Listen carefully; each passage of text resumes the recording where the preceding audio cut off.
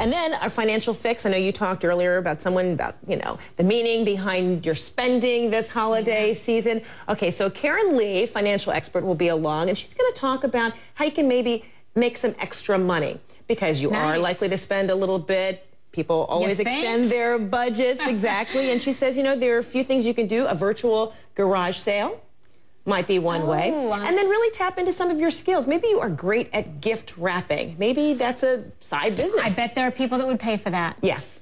Very good thinking. I'm considering, right there are a lot of things that I probably don't want to do that if somebody does it better than me, I'll go ahead and pay them for it. All right, stay with CNN this afternoon coming up at 2 o'clock Eastern time. You probably need some extra cash, right, this holiday season? Well, how about a virtual garage sale? In our financial fix, Karen Lee explains how to get money by getting rid of the stuff that you don't really need anymore. Plus, okay, so it is the #1 issue in American homes, getting your financial house in order. Today in our weekly financial fix, how to make some extra money this holiday season, perhaps to finish that holiday shopping. Let's bring in the author of It's Just Money, So Why Does It Cause So Many Problems? Financial consultant Karen Lee with us now. I know you're hoping that if people are going to make some extra money, they're not going to go out and spending it on shopping, but maybe they're going to save it, right? Better to do that than to go into debt, right? That's true. Right. Okay, so how do we do this? I mean, people, may set aside some money for the holiday shopping, just as you instructed earlier in this season.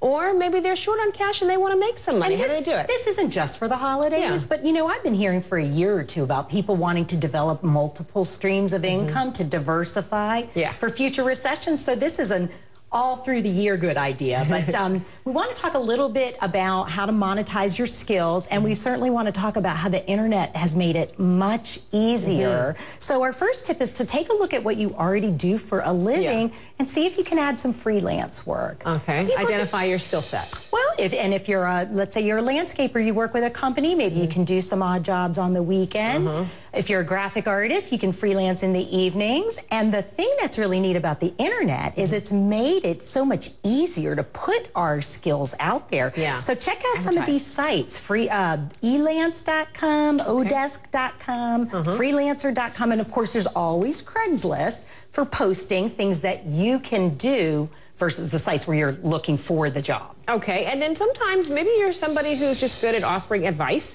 Well, I notice that there are people who their friends always go to them for advice, and so maybe start charging people now, huh? Perhaps. Now the buzzword now is coaching, but it's really just consulting. If you're that person that people come and always ask you, how do you stay in such good shape? Why don't you start a boot camp or a running club or a cycling club and charge for it? And use the internet as your way in which to advertise. Absolutely. If not word of mouth. So it's about coaching people. One of the things right now I see a lot of people coaching is how to use social media to boost your presence. And this is something that we all need help with, right? Absolutely. Who can't have too much of that? Right.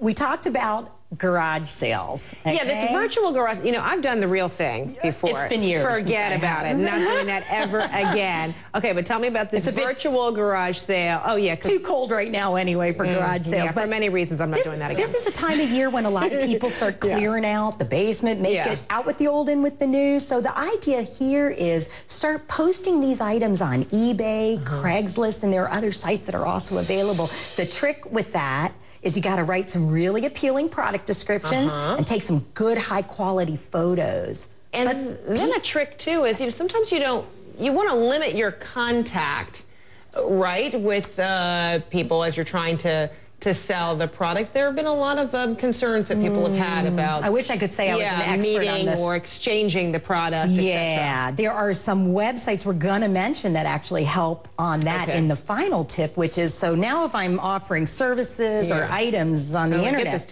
how do I pay for it and get it to you? So check out eJunkie.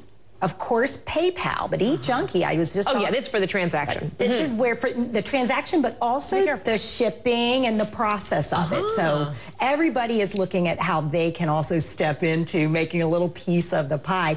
One I'm using is called Square Up. So when I'm out giving a talk and I'm selling my books, I can now take a credit card swipe just using the smartphone. And no, it's amazing. I've seen those transactions. It is incredible. It's portable. It's everywhere now. It is. It is. So, Fred, we always talk about about ways to get people out of the financial troubles they're in. We focused a lot on how to spend less. There's only 2 things you can do: spend less, earn more, combination of each.